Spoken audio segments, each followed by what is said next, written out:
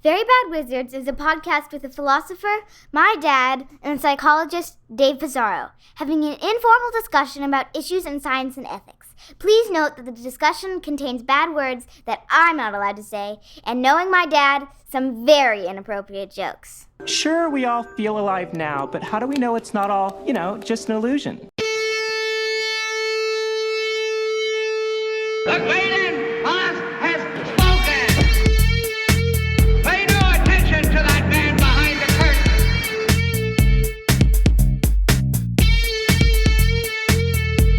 Who are you? Who are you? A very bad man. I'm a very good man. Good man. They think deep thoughts, and with no more brains than you have. Pay no attention to that man. Anybody can have a brain. You're a very bad man. I'm a very good man. Just a very bad wizard. Welcome to Very Bad Wizards. I'm Tamler Summers from the University of Houston. Dave, supposing truth is a woman, what then?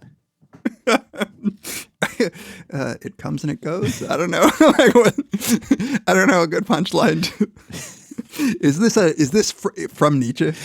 Yeah, from what we were supposed to read today, for today, actually. That's a bad sign. No, there was a lot. It's the first line of Beyond Good and Evil. I guess it is from the preface, in your defense. Actually. What do you think he means by that?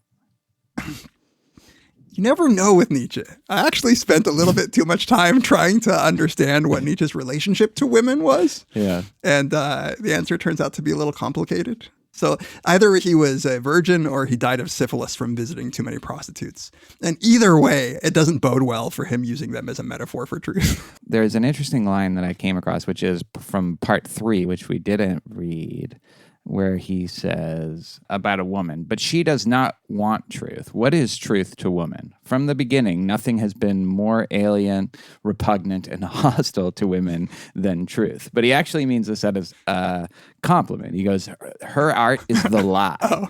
And that's why we love them. Her art is the lie and giving me syphilis, I guess. It's not bitter at all. Actually, yeah, you're right. I didn't read the preface. Preface. No, I'll do that during the break. Well, this is why we take. This is why we have breaks. This is off to a good start. You would think that one of us just came back today from a trip, but maybe not that person. That's true. That's true. Tamler's a trooper. To be on an airplane on the same day as we record Very Bad Wizards is a feat. I don't like to use the word hero. Well, I was thinking it. I'm glad you said it. Yeah, somebody had to. Before we dive into Good and Evil, at least the first two parts, Beyond Good and Evil by Nietzsche, we're first going to talk about a theory that gives me hope, Tamler. I was thinking, you put this in our Slack, and I could only... No, I put it in there to mock it. And then as I read it, I was like, what if this is true? So this is, I don't know how I came across this, because it actually turns out to be about a book that was written like in 2010, but it's a new blog post titled "Quantum Theory Proves That Consciousness Moves to Another Universe After Death." I like proves. Yes. There's no room for pussyfooting when it comes to truths like these. Yeah, I thought you just scroll message boards about like dying isn't the end or something like that, and like right. My subreddit. Your subreddit that you go to. Death isn't final. Yeah. I don't remember how I came across the tweet, but it's a stunningly well-written blog post about this theory. This theory by a guy named Robert Lanza. So, apparently this guy is a real scientist, but he wrote a book that, of course, links quantum theory to consciousness to theories of multiple universes. And he basically argues that like when you die, you don't cease to exist. Your consciousness just sort of like spider verses over into like a neighboring universe somehow. Which isn't as I don't know. It's not as optimistic as I may have thought because Why? What if you end up in one of those? Why you want to come back in this universe now? What if you end up in one of those shitty universes? You're like a Jewish mother. You'll never be happy. Yes, I'm glad I didn't die forever, but I wanted to go back in the other universe. Okay, like I want to give you a flavor for this theory. This is from the blog post, not from the book, which we didn't read, obviously. The theory implies that the death of consciousness simply does not exist. It only exists as a thought because people identify themselves with their bodies. Yeah. They believe that the body is going to perish sooner or later, thinking their consciousness will disappear too. But if the body generates consciousness, then consciousness dies when the body dies. But if the body receives consciousness in the same way that a cable box receives satellite signals... This is how you know this is a book that was written like 20 years ago. Yeah. Also, cable and satellite are two different things. But, right. Then, of course, consciousness does not at the end at the death of the physical vehicle. So I guess this guy's like, it's actually a brand of idealism. Like I was reading a little bit about this guy and his theory. And he basically says, it's one of those, since quantum stuff requires observers and like consciousness is what has to do the observation, all of which I think is a fundamental misunderstanding. Then ideas have to come before the material world. So consciousness must exist before this, like before the material world. And so I looked this up, dude, and this is what's crazy. This book, written in 2010, has thousands of Amazon like positive reviews. It's gotten like all kinds of press coverage. Like it's not. It's kooky, and I think it's very wrong, but people love this shit. Like they really, really want to believe it. Like they really want to believe it. Yep. Yeah. And for reasons that you can probably understand better than I can. I also think like a lot of these things, there are certain, I don't know, like this line, again, I haven't read the book either. I didn't know of its existence until pretty much you just said that. But this idea that the death of consciousness only exists as a thought because people identify themselves with their bodies, that's a very Buddhist idea that we identify ourselves with our physical bodies and also our thoughts. But actually, consciousness is prior to all of that, and the real you is timeless, without boundaries, and so it taps into like enough of these old spiritual and I think sometimes wise and definitely provocative, fascinating spiritual traditions. It just doesn't. I don't know if it does it with any rigor. Maybe it does. We wouldn't know based on this blog post, but but this idea that it's the identifying that makes us think that the consciousness will be extinguished after the body dies. It's like a real tradition. Yeah. Okay, let me read a little bit more. So this like builds on, there are theories of consciousness like Roger Penrose's that think that like the brain that creates consciousness, but like not, like we're looking at the wrong level when we look at neurons, brain cells. We need to look at these microtubules because there's quantum shit going on in there. So this again from the blog post, it says, consciousness, or at least proto-consciousness, is theorized by them to be a fundamental property of the universe, present even at the first moment of the universe during the Big Bang. In one such scheme, proto-conscious experience is a basic property of physical reality accessible to a quantum process associated with brain activity. Our souls are in fact constructed from the very fabric of the universe and may have existed since the beginning of time. Our brains are just receivers and amplifiers for the proto-consciousness that is intrinsic to the fabric of space-time. This like, do you get that? Well, it reminded me of our conversation of panpsychism. Yeah. And like to show you what attention this has gotten, like I came across a BBC program where they discussed it, BBC, I think. And they had just discussed panpsychism like the week before. But it has that same flavor of like, well, if that's what you mean, then like, I don't really like, I don't really think I survive any of that. Right. You I'm want pretty sure I was Dave, dead like before- ego Dave, Exactly. to survive, and ego Dave, like none of these theories, whether they're Buddhist or any kind of like afterlife thing, Right. recognizably The only- as that. Yeah. That's right. The only important parts of me are like totally contingent. like shit like, I like Deadwood and Borges Right. and Yeah. like I like cookie dough ice cream. Like Right. that's the kind of me that I want to exist. Right.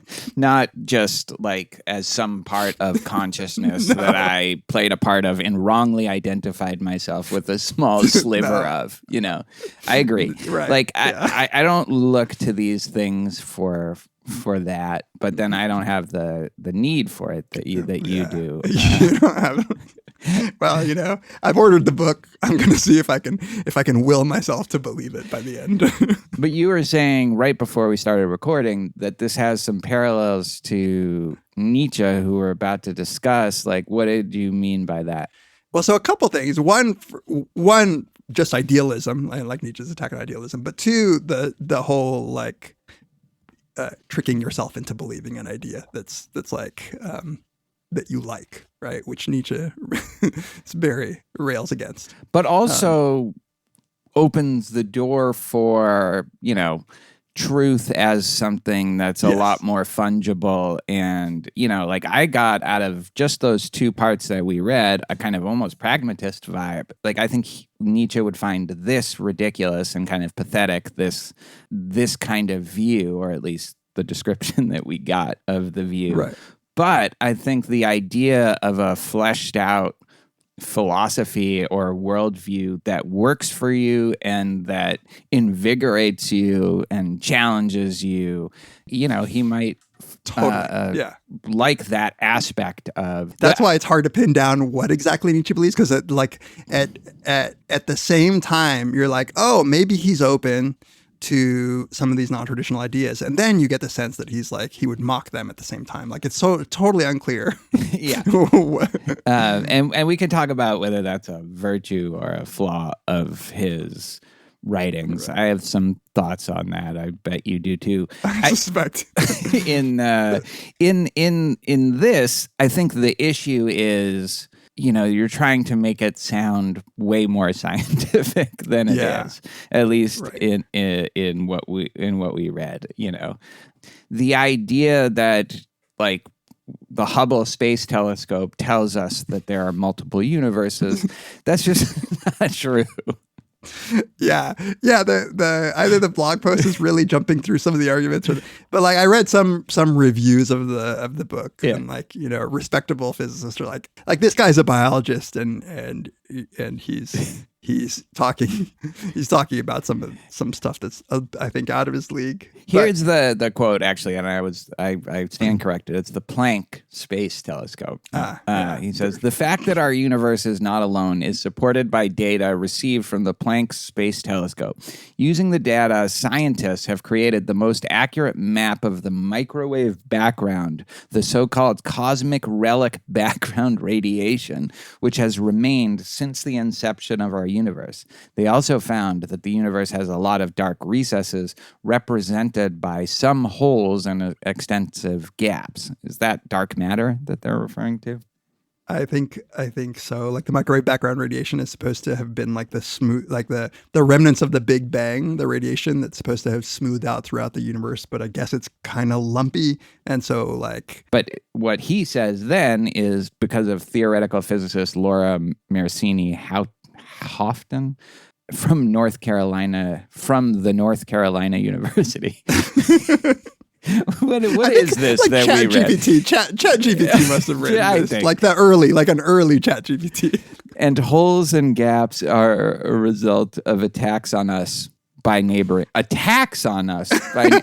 What are you putting in our Slack? Listen, the blog is called Science Natures, so it has to be. I thought it was rigorous. like from Science or Nature or something. Like it was their blog, and I was like, it's SEO. Search. That's smart search engine optimization. That's unbelievable. From the North, like it's the Ohio State University, from the North Carolina University. Like what the, like right there. This is like okay, like this is how you catch a student like doing this stuff. Right. Or it's just like a Google Translate of a like a blog post. I do think this is a view. Like I'm glad you looked at the book and this isn't just fully invented. Right. No, I think this is a bad summary of the chapters of the book. Yeah. Like, like every little subsection is actually they're reconstructing the argument. It is like, funny that like physics is simultaneously held up as the most objective, like the thing that all sciences aspire to. They all have physics envy, and it's the freaking wackiest where there's all these multiple like incommensurable and sometimes completely out there ways of interpreting reality, which again is a Nietzschean kind of idea. Yep. I mean, but one of them is right, but you're right. They seem incommensurable. Like Roger Penrose is a great example of, but I think a lot of the physicists, I don't know, maybe it's something that like happens when your brain contemplates the infinite, like for your whole career or something like that. But you end up landing at a place which is, very speculative, Yeah. Or they go full God, like they go full God. Yeah. Right, like, yeah. Full God. You shouldn't have gone full God. Should never go full God. No, that was your problem. You went full God. Hey, are you going to, like, toward the end of your career, are you going to become a full theist and, like, go back to free will? I'm trending in that direction, right? I mean, really. The only question, like the only thing to put on like one of these gambling websites is like which God you're gonna pick. Yeah. Like are you gonna go back to your Jewy roots, or like are you gonna like sell out the angry Old Testament God? Are you gonna start spelling G_D like when you write, or are you gonna like go full Buddhists? Like no, maybe. I mean, that's boring, but probably that one. Yeah, I suspect you're going to bring in some like Hindu stuff too. Oh, definitely. Like, yeah. I'm just learning about some of that stuff right now, and that stuff seems kind of awesome. I trust that you won't go Jesus. You won't go full Jesus. I don't think so. You've persecuted my people for too long for me to embrace. Like there might be some mystics though, and if I do go back to he's my an incarnation. Like you might believe Jesus is an incarnation of like Vishnu. Yeah, exactly. Yeah. They're both like incarnations of the same like soul spirit. It's the funny thing is that like this is not my background at all. So like I'm just learning about this stuff. You already know it. You could be like my Mr. What's the guy from the Karate Kid? Mr. Miyagi. Yeah. I'll tell you what. I will one day write a blog post where I describe Tamler Summers from the Houston University. Houston.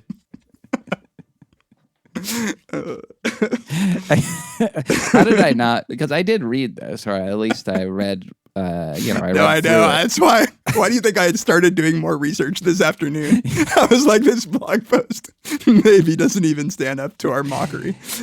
What is this blog post like? It's from blogger.com. I don't know. It's blog.sciencenatures.com. It really is like just a fully AI created blog, probably. It's like the byline is by admin.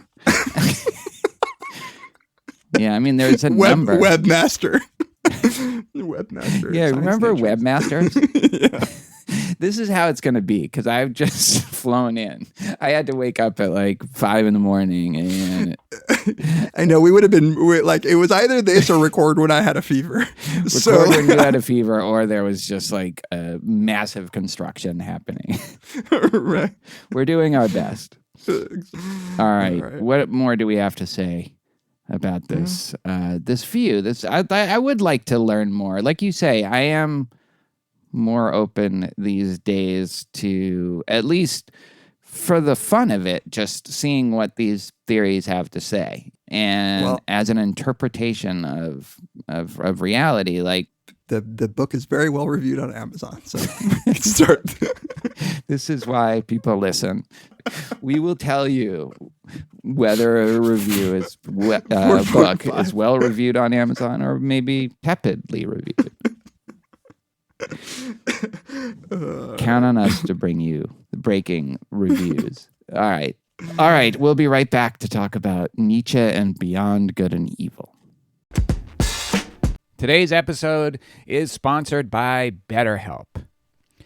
How much time do you spend on yourself in a given week? And how much time do you spend on other people? And how do you balance the two things? This is a tough balance for all of us because it's really easy to get caught up in what everyone else needs from you and never take a moment to think about what you need from yourself. But when we spend all of our time given, we can feel stretched too thin, burnt out, and then we can't really be there for others either. Therapy can give you the tools to find this kind of balance, or at least to better find this kind of balance in your life so you can keep supporting others without leaving yourself behind. Therapy can offer so many benefits. We're going to do an episode on this about different kinds of therapy and what it can offer. I know so many people who have turned their life around because they went to therapy. Therapy is so helpful for learning positive coping skills, how to set boundaries, how to feel more confident, how to feel more empowered, and live a more flourishing life. So if you're thinking of starting therapy, why not give BetterHelp a try? It is entirely online. It's designed to be convenient, flexible, and suited to your schedule. All you have to do is fill out a brief questionnaire to get matched with a licensed therapist, and you can switch therapists at any time for no additional charge. So find more balance with BetterHelp. Visit betterhelp.com/VBW today to get 10% off your first month. That's BetterHelp, HELP.com/VBW. Thanks as always to BetterHelp for sponsoring this episode.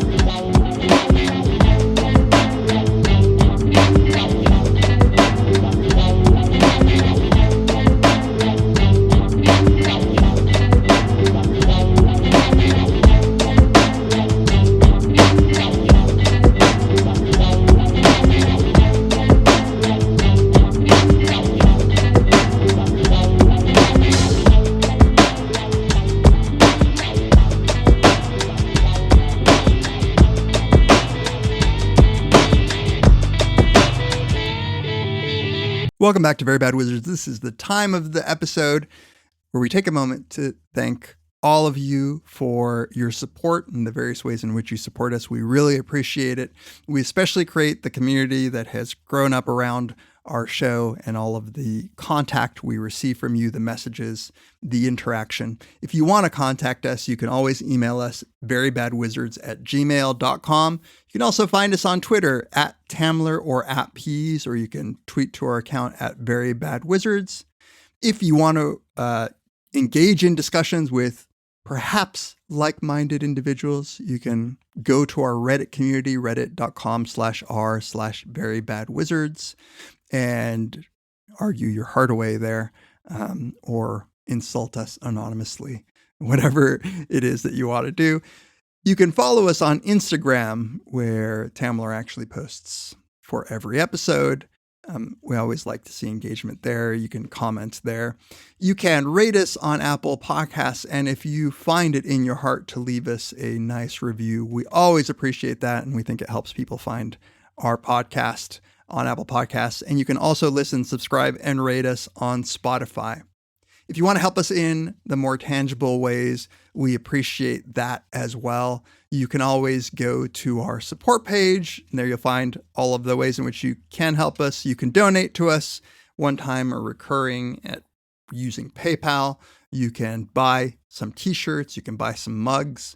And if you want to support us via Patreon, we very much appreciate that. We love our Patreon community, and we appreciate you guys a lot. If you do, there's a number of tiers. At $1 and up, you get ad-free episodes. You get access to all of our catalog ad-free. You also get compilations of my beats that I put together. I think one is coming up soon. At $2 and up, you get access to all our bonus content. $2 per episode and up. We have now a hefty back catalog of bonus content, and we're continuously adding to it. We have continued to do the ambulators, one of our favorite things, our series on Deadwood. But we also have lots of discussions about movies, TV shows. Hopefully you would get enough value from that. At $5 and up, you get all of what I just said, but you also get to vote on an episode topic, which we do a couple times a year.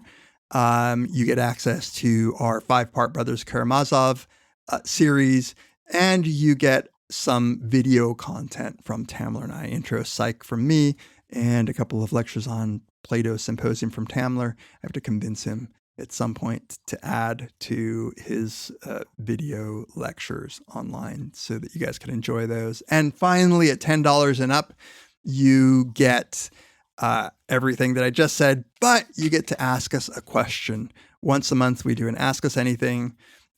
We release the video to our $10 and up subscribers, and you get to ask a question like I just said.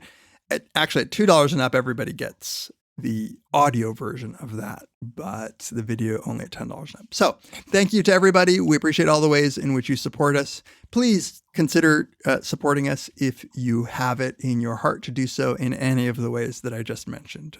We appreciate them all. Thank you. All right, let's talk about Beyond Good and Evil, or at least the first 2 parts of it. Nietzsche, this is Nietzsche's book published in 1886, right after Thus Spake Zarathustra. Say it in the German. It'd be easier that way. I don't think I've ever correctly pronounced that in my whole life. Just say Zoroaster. So yeah, we're only going to be discussing parts 1 and 2 because that's all that we've read in preparation for this. David took that even more literally, didn't even read the preface. You didn't say. Part 1 is called On the Prejudices of Philosophers. Part 2 is called The Free Spirit. Look, I hope we come back to other parts of this book as well, because I do think the book is meant to be read and kind of taken in as a whole, but there's a ton of interesting stuff in just these first 2 parts. And so I'm not going to try to summarize, like I don't even know how one would do that. But I want to say one thing about what it's like to read this now compared to when I first read it, which is actually pre-grad school. This was, I was one of these people in my 20s that read Nietzsche because I wanted to read some philosophy, and there's certain aspects of it that's a very different experience. So these 2 parts contain some of Nietzsche's most celebrated, just like iconic drive-bys on a bunch of famous philosophers like Plato and the Stoics and Kant and Hegel, and also like commonly accepted philosophical positions. More importantly, I think free will, the idea of objectivity, morality, the value of truth in general, conceptual analysis. I mean, oh my God, there is some like off the top rope, Superfly Jimmy Snuka just takedowns of conceptual analysis in this that I just love and I could quote forever. And then also the critiques of that kind of scientific, that really optimistic, mechanistic naturalism of the French Enlightenment, Yeah.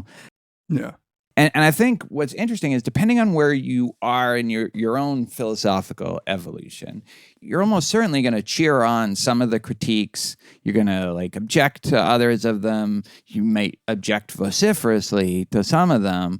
But I guess what I found striking was how much of this I just ignored because I was in my Dennett Dawkins Pinker phase that I'm embarrassed. But, I definitely went through it. And I just wasn't even listening. I don't remember Nietzsche's critiques of those views and the immaturity of those kinds of views. So to give one example, now, as everybody who listens regularly knows, I started out as a free will, moral responsibility skeptic. And there's a quote from part 1, verse, chapter 21. I don't know. That a lot of free will skeptics use, like Galen Strawson uses this all the time to emphasize the position, and it's this. The causa sui, which is like this idea of self-causation, is the best self-contradiction that has been conceived so far. It is a sort of rape and perversion of logic. But the extravagant pride of man has managed to entangle itself profoundly and frightfully with just this nonsense. The desire for freedom of the will in the superlative metaphysical sense, which still holds sway, unfortunately, in the minds of the half-educated, the desire to bear the entire and ultimate responsibility for one's actions, oneself, and absolve God, the world, ancestors, chance, and society, involves nothing less than to be precisely this causa sui, with more than Munchausen's audacity to pull oneself up into existence by the hair out of the swamps of nothingness. So just like a all-time great takedown of libertarian free will, not an argument exactly, but just it makes you feel silly if you subscribe to it. Free will in general, moral responsibility, like Sam Harris would be proud of that. And I was like, I loved that shit. I'm sure I've quoted it in at least like over under 2.5 published things where I've quoted that, right? But what I didn't remember or have any like conception of was like what comes after that, right? Like, so he says, supposing someone were to see through the boorish simplicity of this celebrated concept of free will and put it out of his head altogether, I beg of him to carry his quote unquote enlightenment a step further and also put out of his head the contrary of this monstrous conception of free will. I mean unfree will, which amounts to a misuse of cause and effect. One should not reify cause and effect as the natural sciences do, and whoever like them now naturalizes in his thinking, according to the prevailing mechanical doltishness which makes the cause press and push until effects its end. In general, if I have observed correctly, the unfreedom of the will is regarded as a problem from 2 entirely opposite standpoints, but always in a profoundly personal manner. Some will not give up their responsibility, their beliefs in themselves, their personal right to their merits at any price. Others, on the contrary, do not wish to be answerable for anything or blamed for anything, and owing to an inward self-contempt, seek to lay the blames for themselves somewhere else. The latter, when they write books, are in the habit of today taking the side of criminals. I think this is why Nietzsche is still celebrated in spite of people having kind of often dismissive attitudes towards the view. It's like there's so much here that you can agree with, and then the other stuff you can maybe just ignore or dismiss as kind of rhetorical flourishes, or I don't know. Yeah. So, but like I loved, the takedown of free will in the soul, but when I read it this time, it was like the critique of just a kind of basic scientism, the clumsy materialism of the age, the same kind of thing that Dostoevsky's Underground Man is railing against. Like, that's as lively a critique in Nietzsche as anything that I was loving him for before. I don't know. What do you think? How did you? I have no idea. We haven't talked about this at all. How did you respond to the Underground? I had the exact same thought about the Underground Man. Yeah. My feelings, as you might imagine, are complicated because it's not that I disagree with anything you said. Like, there is this. Like, I had exactly that passage highlighted that you just read, because knowing Nietzsche for his attacks on free will, I had never thought that he then followed it up with like an attack on like essentially like hard determinism. Yeah. And there is just so much that Nietzsche says, and there's so much interesting that he says.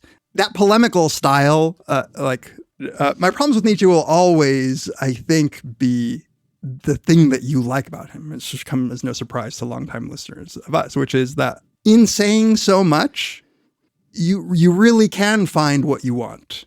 It's almost like scripture, where like you can proof text your way through any argument. And so, but like, I don't want to be that negative about it because I think there's plenty substantively to discuss, but and I don't feel like that negatively about it. I just do. There are specific things that really irk me. And I'll say most broadly, like I had read some Nietzsche before in college, but never had really gone back to it. And I really wanted to see if you got this feeling. He is like the original edgelord, as you described, the drive-by style of critique, and like the saying shit to sound kind of edgy, especially when he talks about like your weak morality that cares about other people's suffering, like is ignoring the fact that like life is made of suffering, and like the will to power. That it's felt provocative in a way that cheap. Yeah, like internet trolly if you were alive today, kind of, That's but the very best of internet trolls. Like I agree. You definitely pick that up, and I think maybe especially when he's talking about morality, conventional morality, I guess. This idea of wanting to relieve other people's suffering as a moral goal and his contempt of that, I do think that's born of his belief that you get at the end of part 2, that suffering really is like crucial to an advanced and mature life and like invigorating life. And I think part of that, as he himself notes, is that he was someone that like was suffered physically in all sorts of different ways. It's a very anti-fragile idea. The kinds of systems that are resistant to that kind of attack, like, are the ones that will flourish in the end. Right, exactly. Yeah. The famous cliche about Nietzsche, whatever doesn't kill you makes you stronger. Yeah, exactly. I think it's not wrong. That second section toward the end, especially when he's talking about like the new breed of philosophers who aren't afraid to dabble in like dangerous truths and like who won't let themselves be swayed by like the weaknesses of like a desire to defend ideas simply because they're moral. It read very like IDW-y to me. Oh, I don't get that at all. Okay, I'll defend my position more with some passages later, but go ahead. Where he talks about this. So in all the countries of Europe and in America too, there is something now that abuses this name, the free spirit, a very narrow, imprisoned, chained kind of spirit, clumsy good fellows whom one should not deny either courage or respectable decency.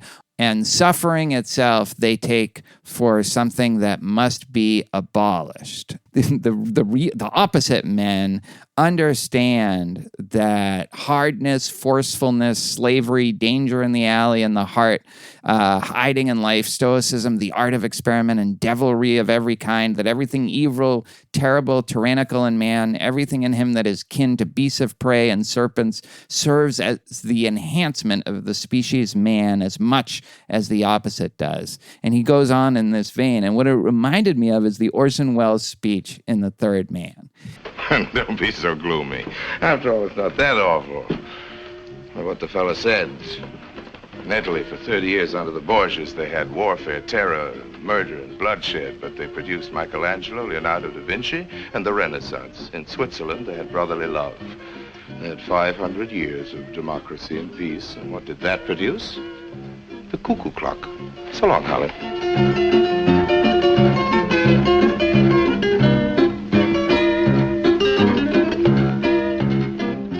It's like greatness comes through suffering. And I think he really believed that and applied it also to himself. That's not IDW. They don't think that like you need to suffer in this kind of more magnificent or grandiose kind of way in order to be great. They just think you shouldn't be babies when people say something racist to you. Right. Yeah. I mean, it's not that dissimilar though. The idea that, like, for instance, when he says a new order of philosophers is appearing, I shall venture to baptize them by a name not without danger. Could we call them the intellectual dark web? As far as I understand them. As far as the thought criminals. As far as they allow themselves to be understood, for it is their nature to wish to remain something of a puzzle. These philosophers of the future might rightly, perhaps also wrongly, claim to be designated as quote-unquote tempters. This name itself is, after all, only an attempt, or if it be preferred, a temptation. That's not like cringe. Barry Weiss. That's cringe. That's very thought criminal cringy.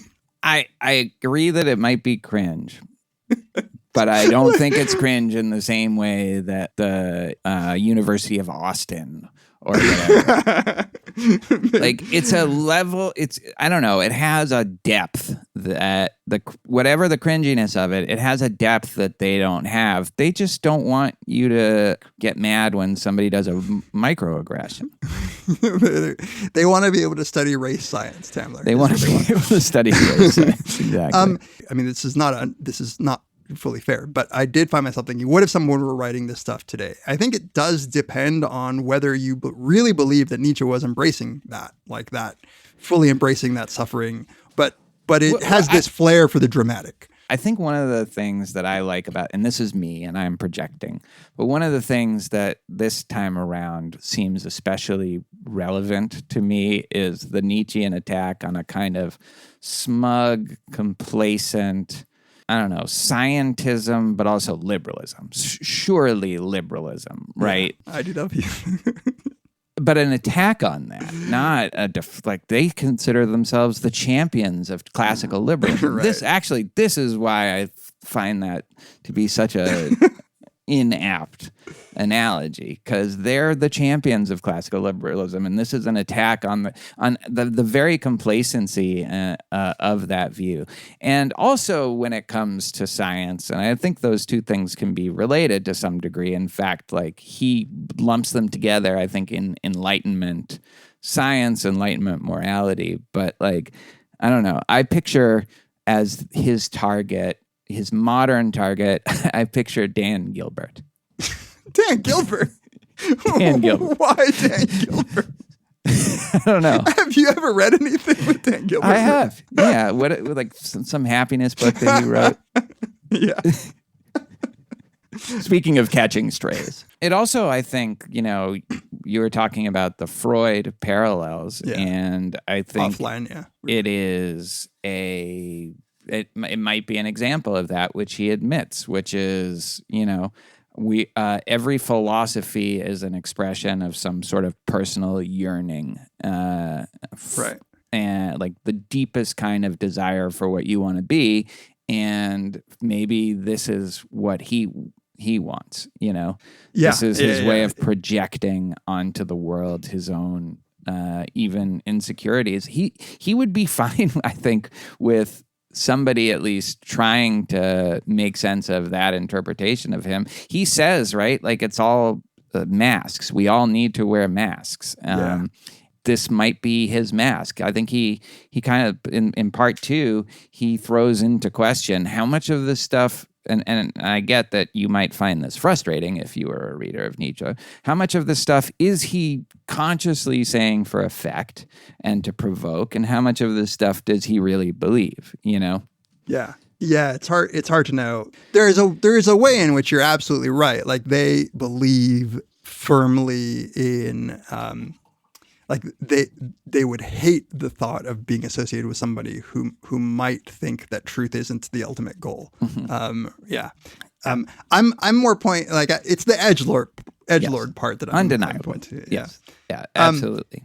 Can we talk a little bit about his drive-bys on these philosophers and specifically Kant? Because if you maybe you didn't have this, but like as I was reading the first section, I was like, whoa, I need to know all of Western philosophy to understand what he's so mad about. And as much as we joke about me being a Kantian, I was like, so what exactly was he so mad about with Kant? But I think I got it. So one of the things he specifically attacks is Kant's notion of synthetic a priori truths. And so he hates that Kant, I think, correct me if I'm wrong, he believes that Kant was arrogant enough to think that the mind and the mental categories of like our conceptions of space and time and causality, like Kant thought that our minds provided us with access to truth about the universe that wasn't just logical or necessary, like a priori necessary truth. Right. Not true by definition. Not true by definition, yeah. But that we could access truth because our minds were just like we're just so made such as to like understand notions of space and time and causality. So we could like discover new things through philosophy, right? Yeah. And he thinks that this is absurd, like as a claim, like that it's circular. And I actually totally agree with him. Like I think there's no way that Kant was right about that, right? Like Kant's metaphysics about this stuff is just crazy. Or his epistemology about it is crazy. Like it's all. That's my favorite part of Kant. Just the categories and I think he accuses Kant of he needs to make sense of the world rationally, but he's smart enough to get that we interpret the world through our own subjective experience and through our senses. And so how am I supposed to understand the objective truth about the world if I am always essentially seeing, and all humans are seeing it through this prism. And so he makes a way of trying to bridge the gap. Yeah. Although we can't access the noumena, we can arrive at these objective truths through these categories that are essentially tied to the fact that we're human and rational. And he, that's like, I think Nietzsche is accusing him of just not taking the train till the end, till the last stop, like actually take that kind of idealism and that understanding of ineliminably subjective lens that we have to try to interpret the universe. Just like actually do that and don't try to kind of come up with this compromise where we're still getting truth and objective reality, but through these categories which are essentially subjective. Right. And was his problem, does he think that Kant really was trying to get to, like, he wanted to get to the categorical imperative and he wanted like a moral view of the universe? Like, and that's why, like, does he think he's just like casuistry? Well, no, I think it's like the kind of post hoc rationalizing, and I think it's maybe separate. Like the thing that Josh Green always quotes, the secret joke of his soul was he takes the common prejudices of ordinary man, I'm paraphrasing, right, and explain and like justifies them in language that the common man would never understand. I think like he thinks that's true in morality, and so he wanted to come up with some justification for the categorical imperative. He has that whole side of him. But I think this is more, I want to understand objective truth, including non-moral truth. But I've been awoken from my dogmatic slumbers by David Hume. And so I have to figure out a way of bridging the gap between my own subjectivity, which Hume, I guess, brought his attention to, and the fact that we philosophers can have access to the truth. Right. Did like Nietzsche's ideas on, like his attacks on notions of causality are very Humean, but I don't think like he read Hume or was building it on Hume. Yeah, as far as I know, actually, I don't know if he ever discussed it. Like I briefly looked it up and it says like he never mentioned Hume at all in his writing, but like when he tries to take down notions of causality, all the other things, like it's very Humean in flavor. So here's what I think is relevant to this discussion as a whole, which I also noted, and this isn't just true of Kant. I think it's true of all the philosophies that he attacks. It's just trying to come up with a systematic justification for what you want to believe. Yeah, he goes hard on the Stoics. Like he goes. Yes, exactly. That's a perfect. So this is what he says first. He says, gradually it has become clear to me what every great philosophy so far has been, namely the personal confession of its author and a kind of involuntary and unconscious memoir. Also that the moral or immoral intentions in every philosophy constituted the real germ of life from which the whole plant is grown. What's interesting is I don't think he necessarily means that just as a takedown. Like some of the great impetuses for these philosophies have been that they're a personal confession. And if the person is great, then there's going to be some greatness in the philosophy. It's not going to be true, but it will be in the sense that philosophers might pretend they will be, but it could still be great. But then the example he uses, as you alluded to, is the Stoics. And he says, according to nature, you want to live. Oh, you noble Stoics. What deceptive words they are. Imagine a being like nature, wasteful beyond measure, indifferent beyond measure, without purposes and consideration, without mercy and justice, fertile and desolate and uncertain at the same time. Imagine indifference itself as a power. In truth, the matter is altogether different. While you pretend rapturously to read the canon of your law in nature, you want something opposite, you strange actors and self-deceivers. Your pride wants to impose your morality, your ideal on nature, even on nature, and incorporate them in her. You demand that she should be nature according to the Stoa, and you would like all existence to exist only after your own image, for the immense eternal glorification and generalization of Stoicism. It's this idea, I think, that animates philosophy, according to Nietzsche. Like, we project what we want onto the, like, quote-unquote objective world or nature, and the Stoics being the best example of them. Like, they imagine nature as this rational and moral operation because that's just Stoicism. Right. So it's very John Haidt, like post hoc kind of philosophizing. Yeah. Okay. Two things. One, like from the little we read of the Stoics, it seemed to me more like the Stoics were just trying to like make sense of like how to live with suffering, and less like they were coming up with a systematized view of the universe. But maybe didn't read those they definitely do. Like Marcus Aurelius. It's weird because it's also a little aphoristic, and Marcus Aurelius in that it's not all presented systematically, but it is this idea of the rational universe operating according. You would like that part of Stoicism. Yeah. Josh Knobe is a big fan of Nietzsche, right?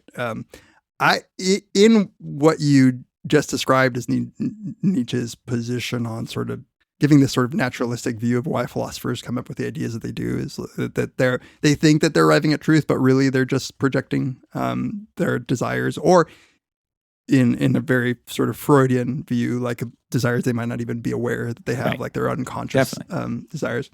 Their drives. I do think, their drives. I do think that that this is at the heart of experimental philosophy.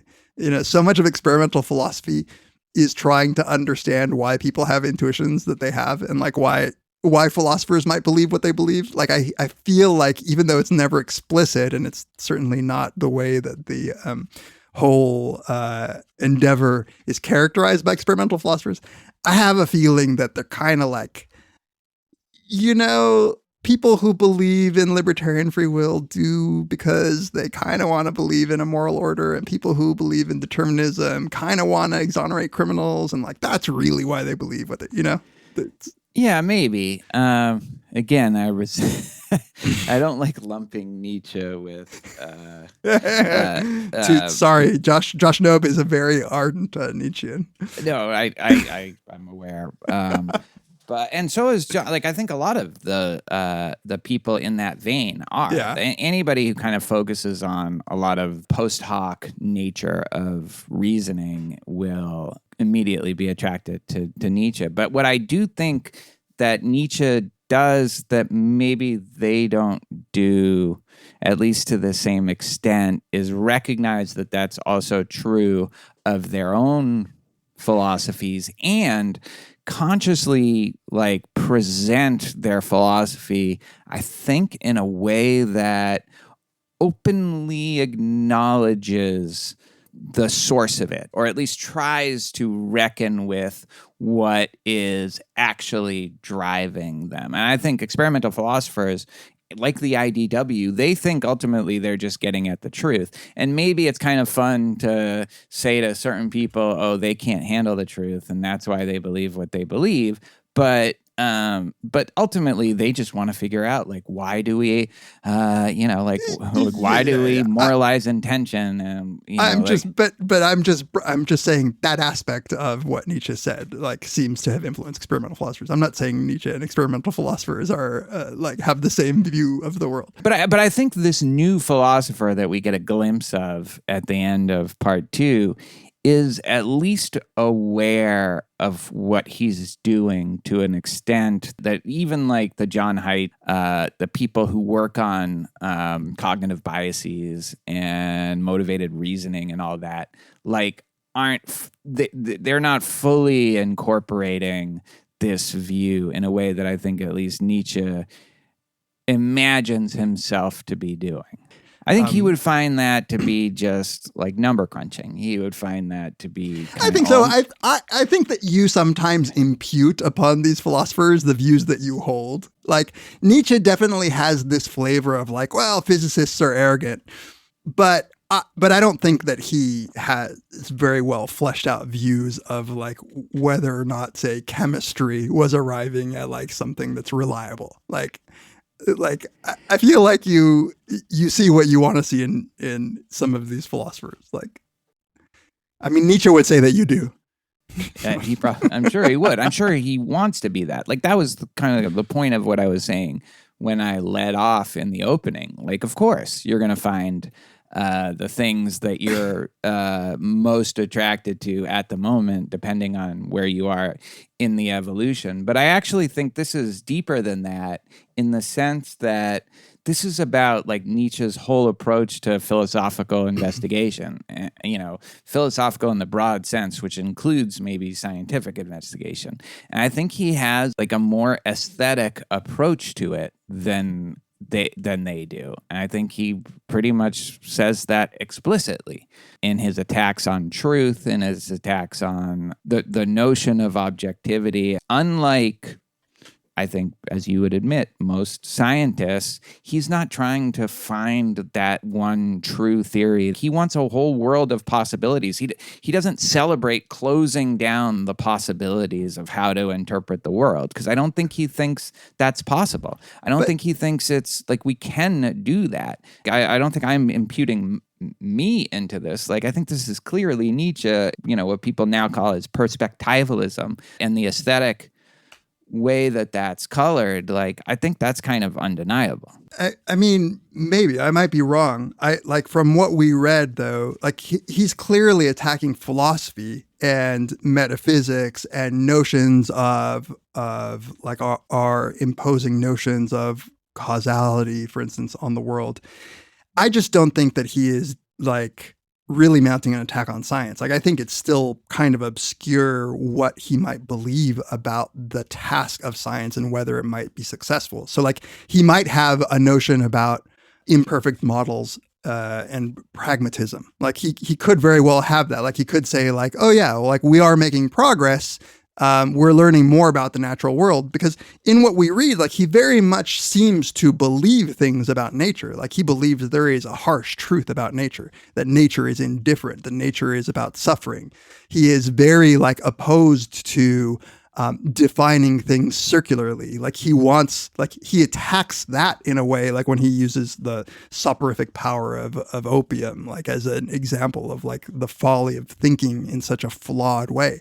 Like, he is not just dilly-dallying. Like he thinks that he is saying something true, which is why, like, if he's not, then like that's the part that really irks me, where it's like you can't have it both ways. Like you just can't. And and I'm not making like a facile critique of postmodernism. Like, are their claims true? Like, I'm really like pointing to Nietzsche's own attitude about like what he thinks of as like, wake up from the harsh reality that your thinking is biased. That has to stand on some ground. Does it though? That's the question, right? Well, if it doesn't, I don't think he's saying anything. Does it have to stand on objective ground? Like when No. you say he thinks what he's saying is true, like I think in one sense, yeah, of course, almost, well, not by definition, because I think sometimes he might say things for effect, and sometimes he might say things because he genuinely believes it in the depths of his soul. But I think he's saying, like, this isn't something that we're going to get at in the way that scientists think we're going to get at it. That's just not how the world is. And yes, he says, I know you're going to be hastening to say that's true of your own thought and interpreting your own thought too. And he just says, absolutely, all the better. It's not internal incoherence, as you said you weren't going to accusing him of, but I do think it's substantive, even if it's not claiming to have transcended the problems that these other philosophies have, and now is in some sort of objective standpoint that can regard them as misguided in all these kind of foolish ways. I don't think he's doing that either, I guess. Yeah, well, it's unclear to me like what he's doing, because there is I think an unfair way that he might be arguing, which is to attack the views of any philosopher who wants to lay claim on a truth, hint at why they're wrong, which by its very nature has to be like a claim on truth, and then weasel away from any claims that he's making anything like, well, say like what you're saying, systematicity. It doesn't need to be systematic. Like it could be just a whole bunch of like ad hoc true statements or whatever. Like there is a difference. There's a large gap between just saying that some things might be like a harsh truth, like Kant, you are self-deluded. To think, for instance, like his takedown of like, well, how can the sense organs be the cause of the world when aren't the sense organs part of the world themselves? Like that's like, he has some beliefs in the natural world. Like I just don't think he's making the kind of attack on science that's whole cloth what you think he's making. This episode of Very Bad Wizards is brought to you once again by NordVPN, one of my favorite sponsors and one of my favorite internet services. A VPN, again, is a virtual private network, and if you're concerned at all about security when you're browsing online or privacy, a VPN is the way to go. It creates an encrypted tunnel by which your traffic can travel safely without snooping eyes. If you want to, for instance, keep your ISP away from knowing what you're looking at, a VPN like Nord is the way to go. Nord specifically is an amazing VPN because you can install it on all your devices, Android, Windows, iOS, Mac, even Linux for you nerds. I literally just had my daughter in here telling me that she hopes that I never cancel NordVPN because, as I said last time, she uses Nord as a service regularly, probably every day, to watch streaming where she is at college, which is not in the US. And she has access to all of the things that she would normally watch while she's here when she's away at college. She also told me, though, that while she's here, she's able to watch The Office on Netflix because where she's going to college, The Office actually exists on Netflix. So if you're missing episodes of The Office because they moved away from Netflix, here's a secret. If you find the right country, you can watch all the episodes of The Office you want on Netflix. Nord is once again offering our listeners a special deal. So every purchase of 2 years, plan of 2 years, will receive one bonus month on top of that. And you will get that deal if you go to nordvpn.com/VBW.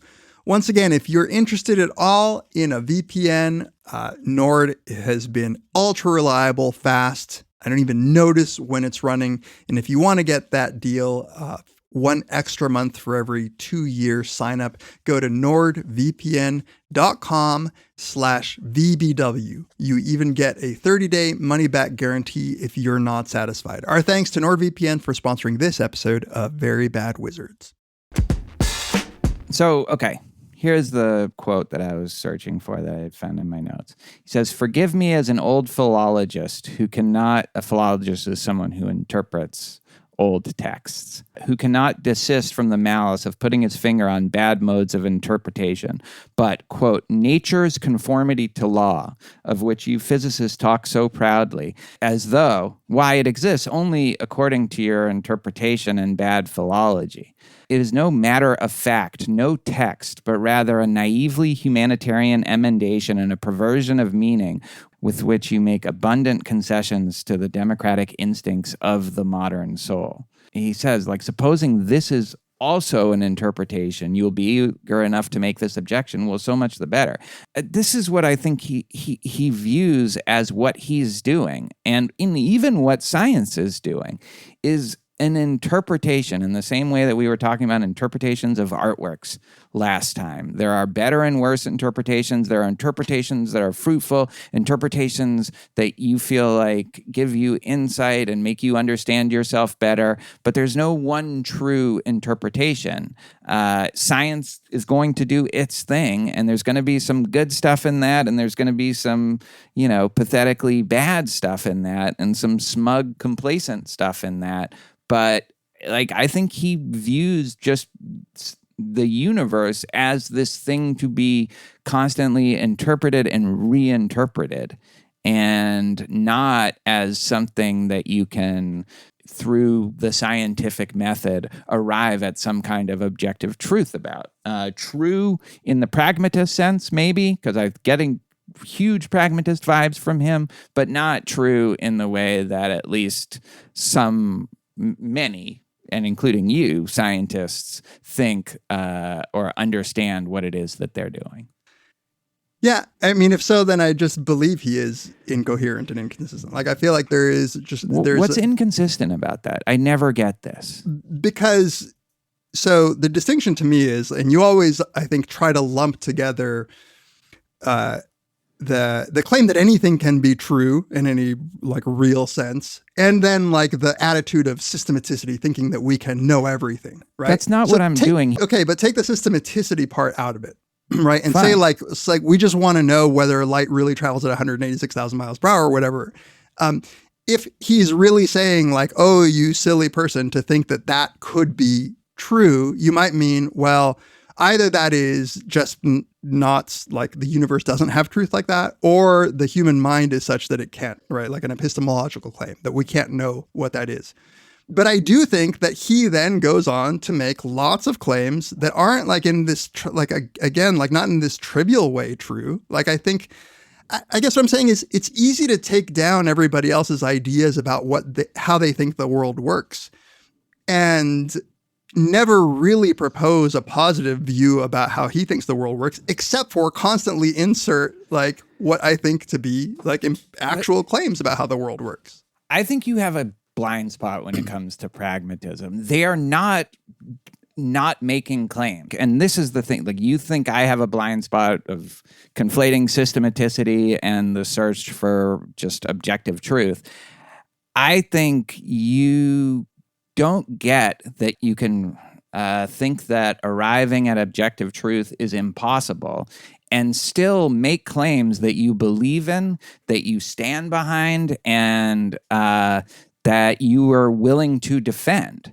And I think Nietzsche that's the line that he's trying to cross. So just to take the analogy of interpretation, which is definitely something I think that you can find in Nietzsche, this idea that the universe is like a text, and you can come up with better and worse interpretations that lead to personal flourishing and an invigorating way of approaching life, and also ones that are plausible or implausible, in the same way that you can come up with interpretations of 2001. When we talk about 2001, we don't say this is the one true interpretation, but we definitely like some better than others. We think some are more plausible than others, and we think some are just a more fruitful way of approaching the text, appreciating the text. And I think that's what he That's what he thinks, and it's But not imagine that we just don't know the real interpretation.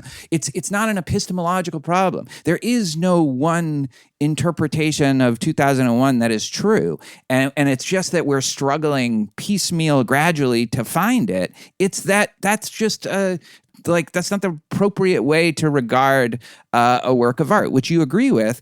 And all I'm saying is that that's how I think Nietzsche is regarding the universe, or at least that analogy holds pretty well. Like, I think that's an ultra charitable interpretation of what Nietzsche is doing. Because imagine writing, 30 pages of polemics against people who have interpreted 2001 before and saying how wrong they are. Because number one, they have said this is the true interpretation. And number two, because their interpretations are bad. Like, what's wrong with that? And then offering your own, which you think is better.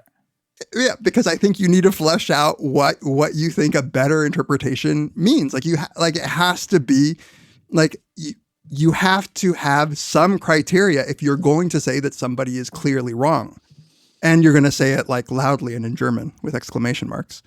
Like, you're saying something. But that's what I think your blind spot is. Of course you're saying something. You are saying that your interpretation is better. What you want is to give like criteria for a better and worse philosophy, like some sort of objective criteria for a better and worse philosophy, better and worse understanding of reality. And I think Heath just thinks that's not possible. But he gives some features, I think, of good philosophies and some features of bad philosophy. And even some of the ones he critiques, I think he finds a lot of charm in. It's just like he doesn't think that what he is saying is true in this transcendental way. Like, he gets that is his own perspective as well, which is all that anybody can do. But he just has like entire sections where he's just like making actual claims that sound like, so give me however, a person should regard even the emotions of hatred, envy, covetousness, and imperiousness as life conditioning emotions, as factors which must be present fundamentally and essentially in the general economy of life, which must therefore be further developed if life is to be further developed. He will suffer from such a view of things as from seasickness. And yet this hypothesis is far from being the strangest and most painful. Like, he's making actual, like, he's trying to say this is in fact like what a good psychology needs to be. A good, but not in the sense of objectively true.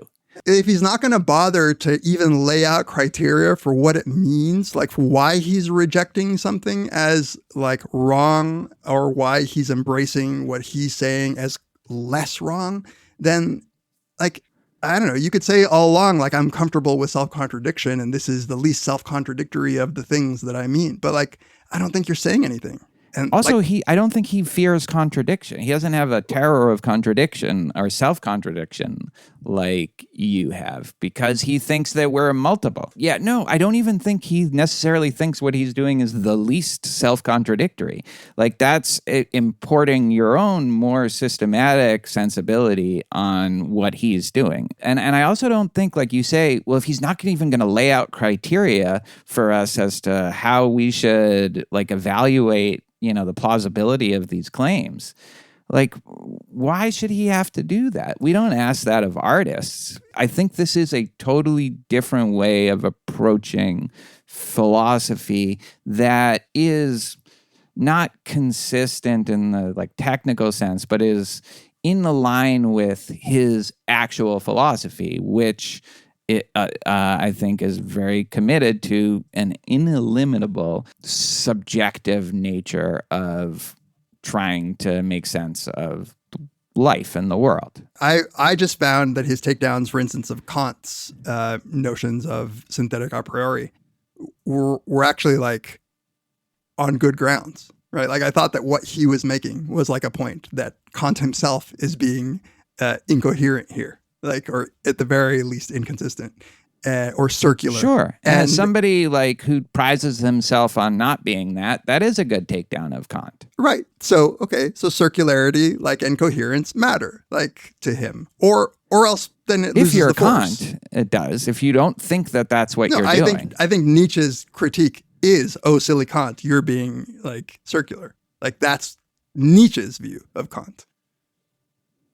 Like, I feel like he is pulled by more objectivity than you are giving him credit for. Like, aside from his explicitly saying, like, there is no objective truth, like, he's acting as if there is. Like, I guess that's why I can't help but read. I don't know what he's talking about then. Like, what does he mean then when he says fundamentally these philosophers are misguided? They're making either logical errors or they're letting their desires overwhelm their reason. Like, there's just, to me, like, maybe not like objective capital O, like I see it under a microscope, but true nonetheless. Like, I guess we can't, like, I feel like this is the same argument we have when we're talking about William James, when we're talking about, like, one of us has a blind spot here, because I don't understand why you can't express views, even like convictions that you stand behind 100% without also being committed to them being objectively true in some sense. Like, that's what I don't get why you think. I fundamentally believe that aesthetic claims and empirical claims are not the same thing. Like, maybe that's the difference. Look, I have an idea. Let me know what you think of this. Okay. Let's take a test case, which I think is actually a good test case for your side. Okay. This is when he talks about the self and he talks about Descartes. I think that, cogito, I think, therefore I am. He says, what section? This is section 16. There are still harmless self-observers who believe there are immediate certainties. For example, I think, or the superstition of Schopenhauer put it, I will. As though knowledge here got a hold of its object purely and nakedly as the thing in itself, without any falsification on the part of either the subject or the object. I shall repeat 100 times, we ought really to free ourselves from the seduction of words, something we have not done, for sure, in philosophy. But then, what he says here, I think it could be a good case for your view, right? He says, let the people suppose that knowledge means knowing things entirely. The philosopher must say to himself, when I analyze the process that is expressed in the sentence, I think, I find a whole series of daring assertions that would be difficult, perhaps impossible to prove. For example, that it is I who think, that there must necessarily be something that thinks, that thinking is an activity and an operation on the part of a being who is thought of as a cause, and that there is an ego, and finally that it is already determined what is to be designated by thinking, that I know what thinking is. For if I had not already decided within myself what it is, by what standard could I determine whether that which is happening is not perhaps willing or feeling? In short, the assertion, I think, assumes that I compare my state at the present moment with other states of myself, which I know in order to determine what it is. On account of this retrospective connection with further knowledge, it has, at any rate, no immediate certainty for me. But in place of immediate certainty, the philosopher thus finds a series of metaphysical questions presented to him, truly searching questions of the intellect. To wit, from where do I get the concept of thinking? Why do I believe in cause and effect? What gives me the right to speak of an ego, and even an ego as a cause, and finally of an ego as the cause of thought? And whoever ventures to answer these metaphysical questions, so he's criticizing anyone who tries to venture to answer these through intuition. But I think what you're saying, if I understand you correctly, that these critiques of somebody who goes from the inference, I think, therefore I am, without noticing all the hidden assumptions, unargued for assumptions, that is making some objective claim about the world, that we have no right to do that. Is that right? Yeah, or he's at least in this case making an objective claim about like them being wrong, like that they are not right to take all those steps. Not about the world, but like that they haven't established. Yeah, that they have not established what they take to have established, and certainly with the standard of certainty. Right. And then, even better for you, in the next section, he says, I shall never tire of emphasizing a small terse fact which these superstitious minds hate to concede, namely that a thought comes when it wishes and not when I wish. That was so good. I have that so Buddhist. Yes, so that it is a falsification Like this is a good test paragraph, actually. Right. So that it is a falsification of the facts of the case to say that the subject I is the condition of the predicate think. It thinks, but that this it is precisely the famous old ego is, to put it mildly, only a superstition and assertion, and assuredly not an immediate certainty. So there he seems almost to be making empirical claims, right? Yeah. Yes. Yeah. Like they're deflationary, but yeah, they seem to me to be like, yeah, the self is an illusion because, yeah.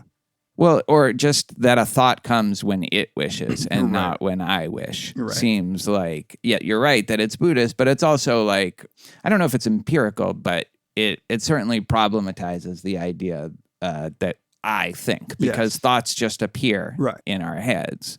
And this is a William James, David Hume thing too. We don't even have the conception of thinking like that. Right. We just have thoughts. So I still think that this is not laying claim to the kind of objectivity that while at the same time, I think making something that is going to make all of us look at ourselves and introspect and reflect on our own experience and see whether this is something that resonates with us. But I don't think it's inconsistent with some of the more postmodern-y stuff that he will say, or B, trying to be consilient with the more scientific worldview. Yeah, I think I've gotten to the heart of what just the feeling of resistance that I get sometimes then reading these two sections. Because on the one hand, I think you're totally right that he is expressing a deep skepticism.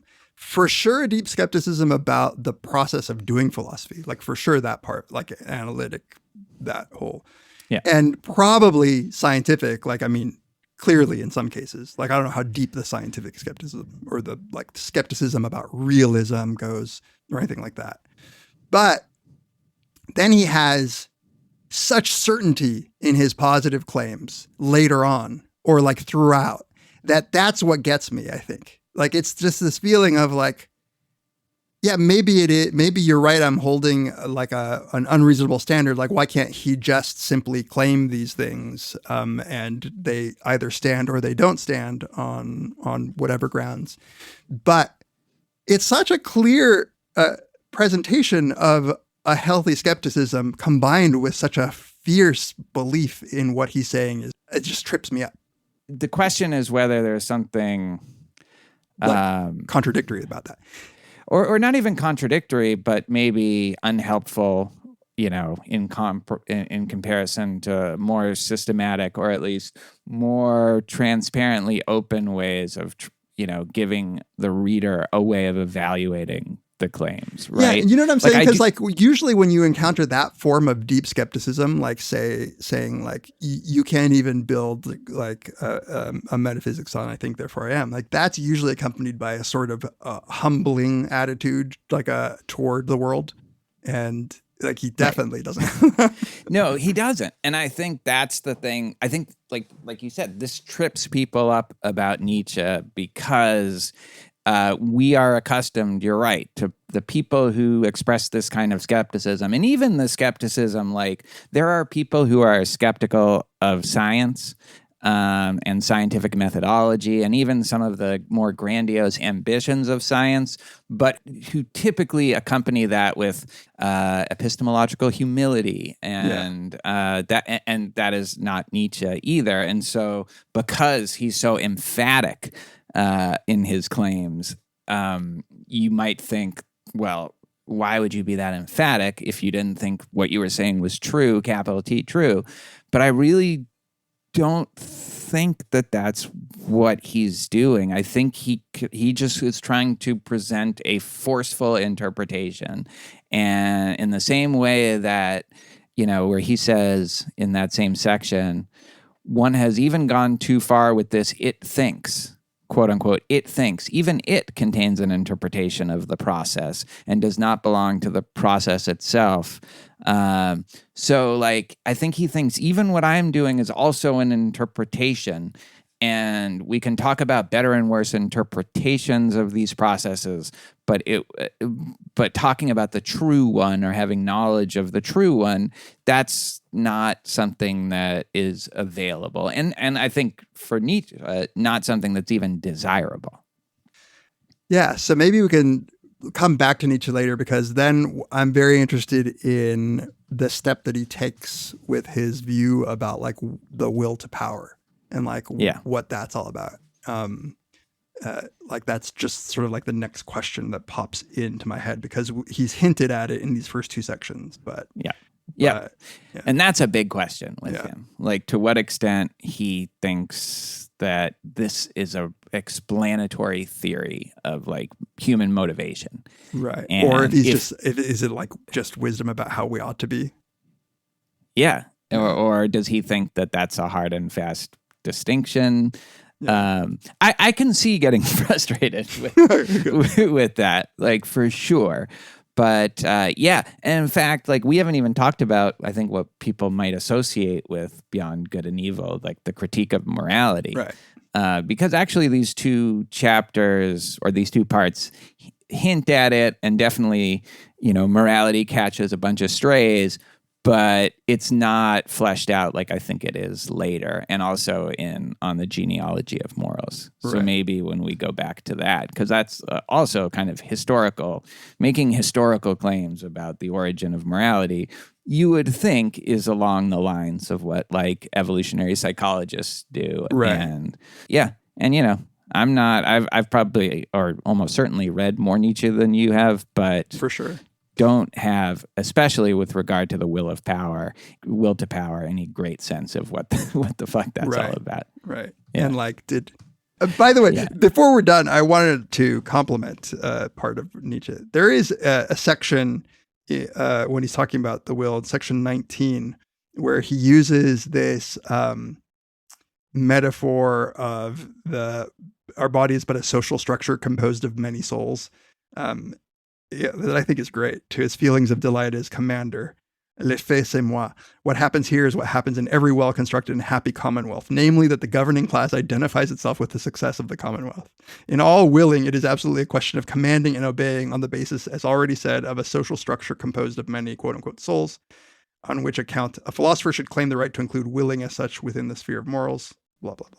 But that's very Freudian, right? Yeah, this idea that we are not one thing, we're multiple things kind of doing battle, and then we identify often with the most successful one. Yeah, and like and we have little knowledge of like the actual causal energy that's coming, that's actually causing all of our actions. Well, that seems to me true. Not necessarily the Freudian, more specific version of that, but this idea that there are all these kind of competing drives that we often identify with the one that seems like it's going to be the one that for sure best reflects on our characters, Yeah. And that's why I think like what I like about Nietzsche is he seems to me to have very keen psychological insights.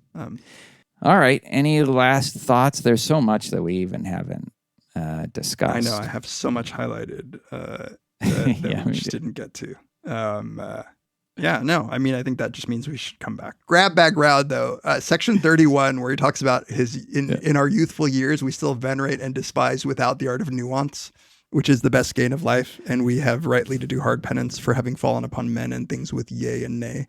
I love that section where he's like, when you're young, like you really go hard, and then you get like really harsh on your young self, and that also is a folly of you. He goes, 10 years later, one comprehends that all this too was still youth. That's so good. Yeah. Whatever our metaphysical, I think, or metaphilosophical disagreements, like I think we both like some of that Dostoevskian insight into the way humans deceive themselves. Yes. Absolutely. Yeah. All right. Join us next time on Very Bad Wizards. The great and honest has spoken. Pay no attention to that man behind the curtain.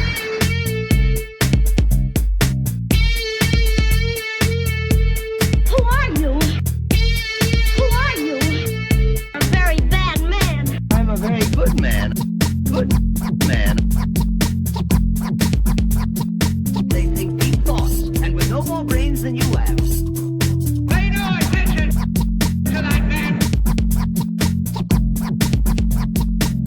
anybody can have a brain. You're a very bad man. I'm a very good man, just a very bad wizard.